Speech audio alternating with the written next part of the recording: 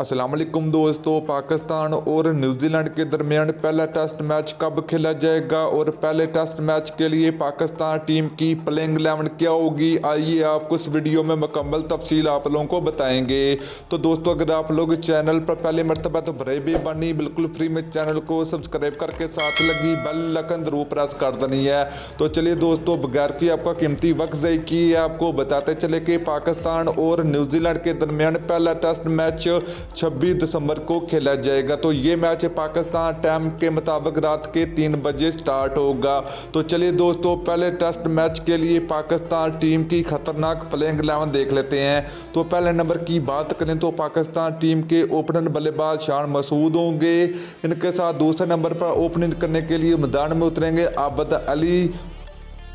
तीसरे नंबर की बात करें तो पाकिस्तान टीम के आरिस सुहेल होंगे। नंबर 4 की बात करें तो पाकिस्तान टीम के बेहतरीन बल्लेबाज अजहर अली होंगे।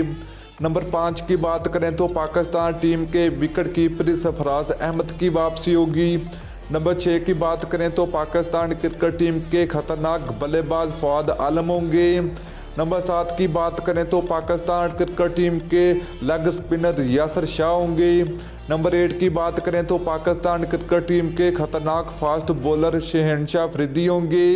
नंबर 9 की बात करें तो पाकिस्तान क्रिकेट टीम के स्पीड गनर नसीम शाह होंगे।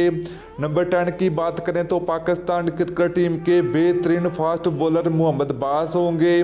नंबर 11 की बात करें तो पाकिस्तान क्रिकेट टीम के खतरनाक फास्ट बॉलर सुहेल खान होंगे पहले टेस्ट मैच के लिए।